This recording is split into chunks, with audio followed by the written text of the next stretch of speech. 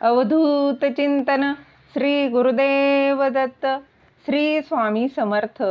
माझ्या स्वामी कृपा चॅनलमध्ये सर्वांना नमस्कार। स्वामी महाराजांच्या कृपेने तुमच्या सर्व चांगल्या इच्छा पूर्ण होत ही स्वामी महाराजांच्या चरणी प्रार्थना करते आणि आजच्या या नवीन व्हिडिओला सुरुवात करते। पांडुरंग म्हणजेच विठ्ठल पंढरपुरात का आले, त्याचे नक्की निमित्त काय होते, त्यांचं कारण काय होतं ते आपण या व्हिडिओत जाणून घेणार आहोत। कानडा राजा पंढरीचा किंवा कानडा हो विठ्ठलू या गाण्यात पंढरपुराच्या पांडुरंगाचे वर्णन आढळते। त्यामागचेही कारण हेच, भगवान श्रीकृष्ण हा विष्णूंचा 8वा अवतार। त्यानंतरही भगवंतांनी अवतार घेतला, पण शस्त्र हाती घेणार नाही असा निर्धार केला। केवळ संत सज्जनांच्या आग्रहापोटी ते विठ्ठल रूपात आले आणि कटेवर हात ठेवून विटेवर उभे राहिले, अशी आख्यायिका सांगितली जाते। तर याविषयी जाणून घेण्याआधी तुम्ही माझ्या स्वामी कृपा चॅनलला सबस्क्राईब नक्की करा। आजवर आपण सर्व हिंदू देवदेवतांना शस्त्रासहित पाहिले आहे, त्यामुळे पांडुरंगाच्या मूर्तीकडे पाहताना काही जणांच्या मनात संभ्रम निर्माण होतो। आपण मूर्ती कशालाही म्हणतो, खरे पाहता मूर्ती या भगवंताच्या असतात, कारण त्यांच्या हातात शस्त्रे असतात। ज्याच्या हातात शस्त्रे नसतील त्याला मूर्ती न म्हणता पुतळा किंवा शिल्प म्हणावे, तरी देखील पांडुरंगाची मूर्ती त्याला अपवाद आहे। पांडुरंगाच्या हातात शस्त्र का नाहीत, तर भगवान श्रीकृष्ण हे महाभारतातील कौरव पांडवांच्या युद्धानंतर विश्रांती घेण्यासाठी म्हणून या भागात आले होते। ते प्रथम कर्नाटकात आले व तेथून पुढे पंढरपुरात भक्त पुंडलिकाच्या भेट घेण्यास आले। म्हणून आजही हंपी येथे पुरातन विठ्ठल मंदिर आहेत, परंतु त्यात विठोबाची मूर्ती नाही, कारण तो तिथून पंढरपुरात गेला असे सांगितलं जातं। भक्तांशी सदिच्छा भेटीला जाताना शस्त्रांची आवश्यकता नाही या विचाराने पांडुरंग हा निशस्त्र आले। मात्र भक्त पुंडलिक आईवडिलांच्या सेवेत व्यस्त असल्याने त्याने वीट पुढे सरकवून तिथे थांब असे म्हणत प्रतीक्षा करण्यास सांगितली।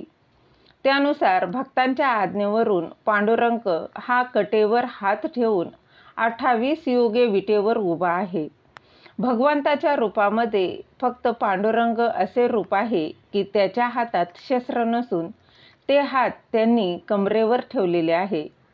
पांडुरंगाच्या मूर्तीचे वैशिष्ट्य हे आहे की हातात शस्त्र नसले तरी त्याच्या संपूर्ण अंगावर ईश्वरी चिन्हे आहेत, म्हणून तर तेथे ईश्वरी शक्ती जाणवते।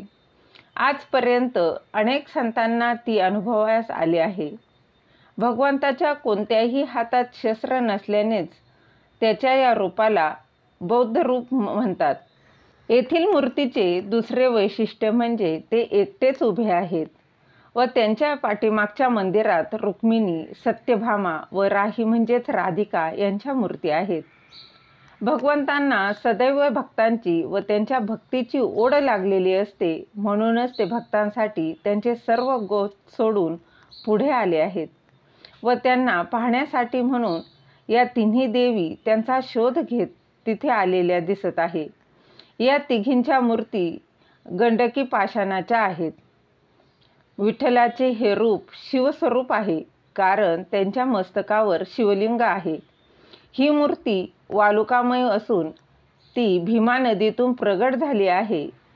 तिथे अभिषेकाच्या वेळी मस्तकावर केवळ पाण्याचा अभिषेक करतात व पंचामृताचाच अभिषेक मूर्तीला चांदीचे पाय लावून त्यावर करतात। भगवंताचे दर्शन घेण्यास आलेली भक्त मंडळी हे भगवंताच्या चरणावर डोके ठेवून पदस्पर्श करतात। भगवंताचे चैतन्य सतत तिथे जाणवते, कारण ही निशस्त्र मूर्ती क्षमाशील आहे। तिथे गेलेल्या प्रत्येकाला मनशांतीची अनुभूतीही येतेच। पांडुरंगाचे रूप तिरुपतीसारखे आहे। ही मूर्ती देखील लक्ष्मीपतीच आहे।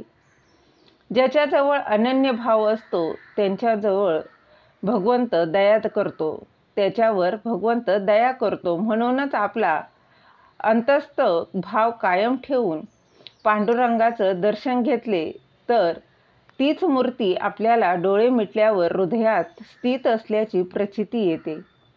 तिचेच दर्शन घेण्यासाठी दरवर्षीप्रमाणे अनेक भक्त मंडळी हे आषाढी एकादशीला भगवंत भेटीला पोहोचतातच.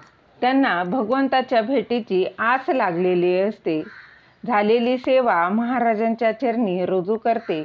दिलेली माहिती तुम्हाला आवडली असेल तर लाईक करा, शेअर करा, सबस्क्राईब करायला विसरू नका. श्री स्वामी समर्थ. जय जय स्वामी समर्थ.